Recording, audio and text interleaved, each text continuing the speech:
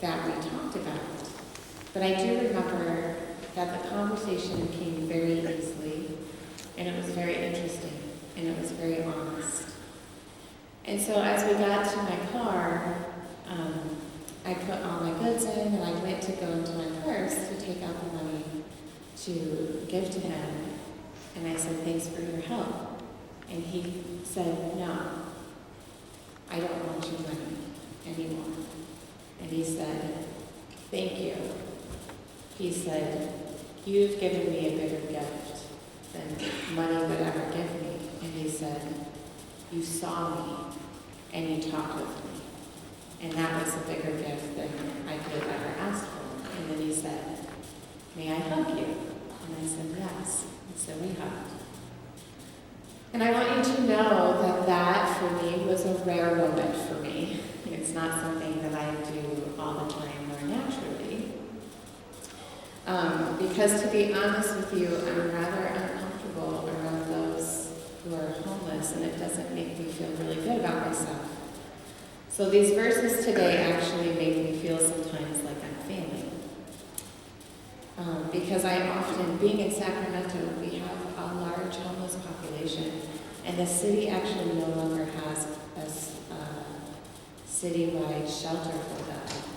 And so there's many tent cities that are blossoming up just everywhere. And so I know that each day I walk by Lazarus, and I feel torn and ashamed and guilty and exposed. So I'm in this writing group as well at church, and we meet on Thursdays, and it's me and a lot of women and one man, and the women are mostly in their 70s, and they have become my personal heroes, and I just love them. And there's one woman named Deanna who I just think is amazing. And she has a true gift with working with those who are like Lazarus. She will go up to any one of them, ask them their name, what they need, and how she can be of help for them. And she'll sit with them, and she will talk with them, and she even touches them. And all of us who are friends with her say to her, "Deanna, you have a true gift, because not many people can do what she does." And then I think about the fact that we say these words to her, that she has this gift with this people, and I think to myself that that's even a problem that we say that. Because it shouldn't be a gift for us to simply acknowledge and look at another person. That should be a natural instinct. We all should, and I know that we hate that word should, be able to look at one another regardless if we are a Lazarus or wearing fancy purple robes. And we should be able to say, "How are you? Do you need anything? How can I help?" Somewhere down the road of human existence, we have decided to put value onto people for what they do, what they earn, instead of who they are and how they treat one another, or just for their pure existence. We have ways of putting each other into categories and in hierarchies. We do this in almost every social setting, institution, and cultural context that we inhabit. In our minds, when we see someone, we quickly figure out, are you in my tribe or are you out of my tribe? And we visually acknowledge our decision with our eyes. If you are in, we connect, and our eyes linger. If you are out, they withdraw, turn upwards and away. I believe it's one of our biggest flaws.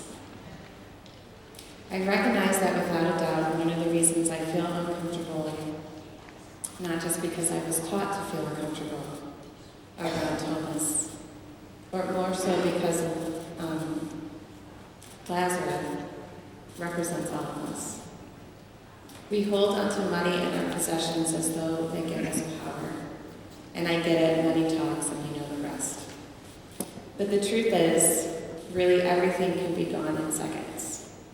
People who have experienced natural disasters understand this. And me coming from California, I think about those in Paradise who lost their entire town.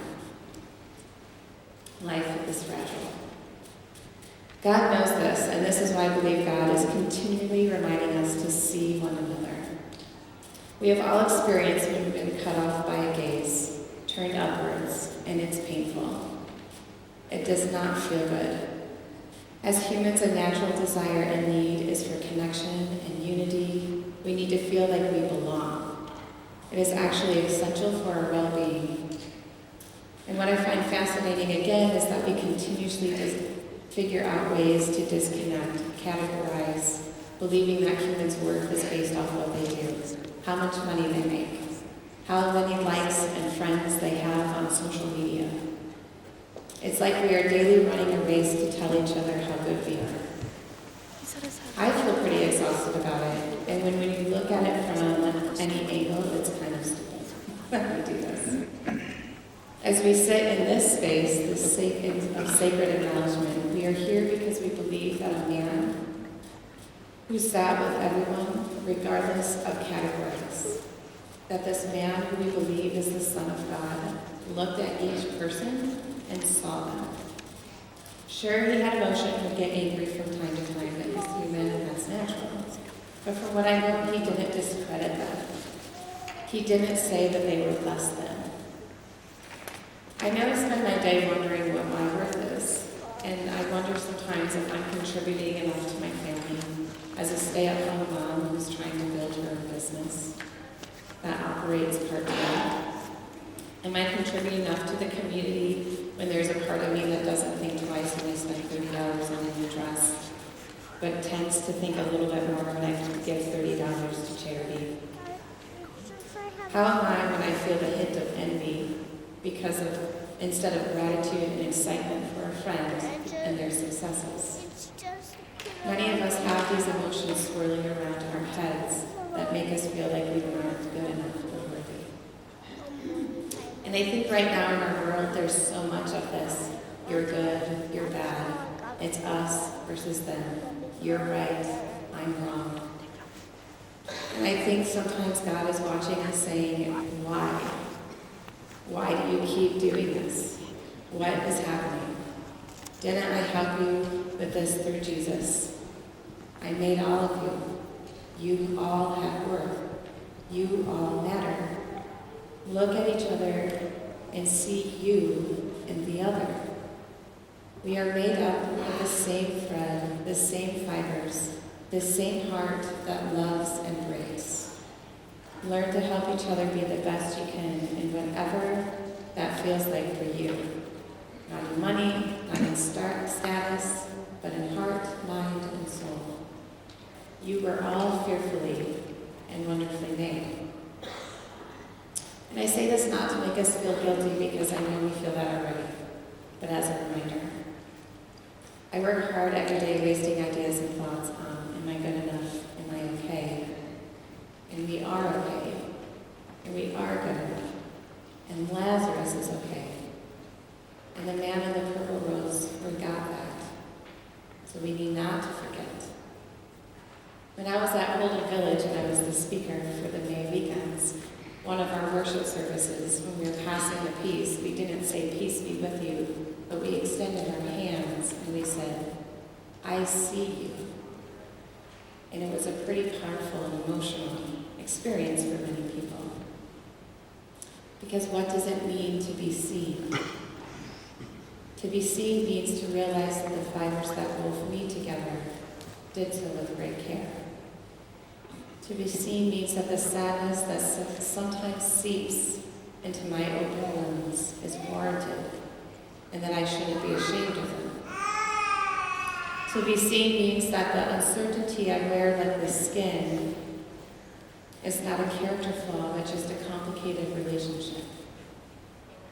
To be seen means you recognize I'm trying really hard, but part of trying also means there will be mistakes. To be seen is to know as well that there will be grace. It means that you can see the particles of magic I possess inside. These particles dance together when they see Christmas lights sparkling, kids blowing dandelions, people laughing so hard they grab their stomachs, or hearing music that fills the in-between spaces of every day. To be seen means you know that I often feel afraid, but want to desperately to live free enough where my vulnerability is like a superhero's cape and not like a dartboard. To be seen means that when our eyes meet, no words need to be shared, because within our eyes there is appreciation, wonder, and awe at who each other are and who we will become. And to be seen means you see God. And my friends, the good news is that God does see us, and we are loved, even when we feel like we